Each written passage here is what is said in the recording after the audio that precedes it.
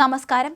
Gate way of India തീരത്ത് യാത്രാ boat മുങ്ങി അപകടമുണ്ടാകുമ്പോൾ ദുരന്തവ്യാപ്തി ഇനിയും ഉയരും. 13 പേർ മരിച്ചിട്ടുണ്ട്. 110-ന് മുകളിൽ ആളുകളാണ് ബോട്ടിൽ ഉണ്ടായിരുന്നത്. വൈകിട്ട് 4-ഓടെയാണ് സംഭവം നടന്നത്. മുംബൈ തീരത്തുനിന്ന് എലിഫന്റ ദ്വീപിലേക്ക് പുറപ്പെട്ട നീൽകമൽ എന്ന ഫെറി ബോട്ടാണ് മുങ്ങിയത്. നാവികസേനയുടെ സ്പീഡ് ബോട്ടിന്റെ പരീക്ഷണ ഓട്ടത്തിനിടെ നിയന്ത്രണം നഷ്ടപ്പെട്ട സ്പീഡ് ബോട്ട് ഫെറിയിൽ വന്നിടിക്കുകയായിരുന്നു. സ്പീഡ് ബോട്ടിന്റെ ആക്സിലേറ്റർ കുടുങ്ങിയതാണ് നിയന്ത്രണം നഷ്ടപ്പെടാൻ കാരണം. നാവികസേനയിലെ 2 ജീവനക്കാരും സ്പീഡ് ബോട്ടിന്റെ എഞ്ചിൻ നിർമ്മിച്ച കമ്പനിയിലെ 4 ജീവനക്കാരുമാണ് സ്പീഡ് ബോട്ടിൽ ഉണ്ടായിരുന്നത്. നാവികസേനയുടെ സ്പീഡ് ബോട്ട് യാത്രാ ബോട്ടിലിടിക്കുന്ന ദൃശ്യങ്ങൾ വ്യാപകമായി തന്നെ പ്രചരിച്ചിട്ടുണ്ട്. യാത്രാ ബോട്ടിലുള്ള ഒരാളാണ് ഇത് ചിത്രീകരിച്ചത്. സ്പീഡ് ബോട്ട് പാഞ്ഞുവന്ന് ഇടിക്കുന്നത് വീഡിയോയിൽ വ്യക്തമാണ്.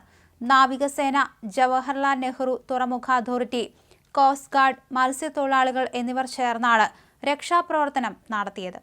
101 പേരെ നിലവിൽ രക്ഷപ്പെടുത്തിയിട്ടുണ്ട്. ഒരാഴ്ചക്കിടെ ഇത് 2ാമത്തെ ദുരന്തമാണ് മുംബൈയിൽ നടക്കുന്നത്. ബസ് തട്ടി 8 പേർ മരിച്ച സംഭവം നടന്ന ദിവസങ്ങൾക്കുള്ളിലാണ് ബോട്ട് അപകടത്തിൽ 13 മരണം. 100 കണക്കിന് ആളുകളാണ് ദിവസവും ഗേറ്റ് വേ ഓഫ് ഇന്ത്യയിൽ നിന്ന് വിനോദസഞ്ചാര കേന്ദ്രമായ എലിഫന്റ് കേവ്സിലേക്ക് യാത്ര തിരിക്കുന്നത്. അപകടത്തിൽപ്പെട്ടിട്ടുള്ളവരിൽ ഭൂരിപക്ഷവും സംസ്ഥാനത്തിന് പുറത്തു നിന്നുള്ളവരാണെന്നാണ് സൂചന. എന്തായാലും ഇതിൽ ഒരു മലയാളി കുടുംബവും ഉണ്ട് എന്ന വാർത്തയും പുറത്തു വരുന്നുണ്ട്. വിദേശികളും ഉണ്ട്. അപകടം പറ്റിയ ബോട്ടിൽ 80 യാത്രക്കാരുണ്ടായിരുന്നു എന്ന് ബോട്ടുടമ ആദ്യം പറഞ്ഞിരുന്നു. എന്നാൽ 13 മൃതദേഹം കണ്ടെടുക്കുകയും 101 പേരെ രക്ഷപ്പെടുത്തുകയും ചെയ്തതോടെ ആൾക്കൂട്ടം ബോട്ടിലുണ്ടായിരുന്നുവെന്ന് വ്യക്തമായി. ടിക്കറ്റ് വേണ്ടാത്തതിനാൽ എത്ര കുട്ടികൾ ബോട്ടിലുണ്ട് എന്നതിനെക്കുറിച്ച് അറിവായിട്ടില്ല.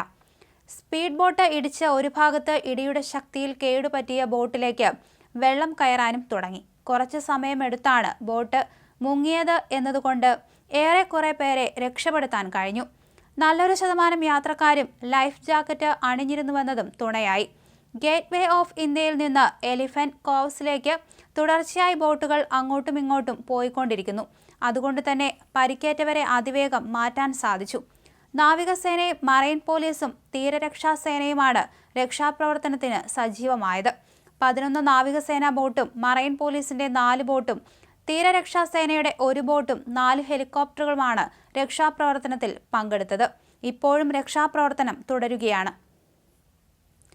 സ്പീഡ് ബോട്ടിലെ ഒരു നാവികസേന ഉദ്യോഗസ്ഥനും ട്രയൽ റണ്ണിന്റെ ഭാഗമായ 2 പേര് മരിച്ചു. 20ഓളം കുട്ടികൾ ഉൾപ്പെടെ 110-ലധികം യാത്രക്കാർ ബോട്ടിലുണ്ടായിരുന്നു. പലർക്കും ലൈഫ് ജാക്കറ്റ് ഇല്ലാതിരുന്നത് അപകടത്തിന്റെ ആഘാതം കൂട്ടിയിരുന്നു.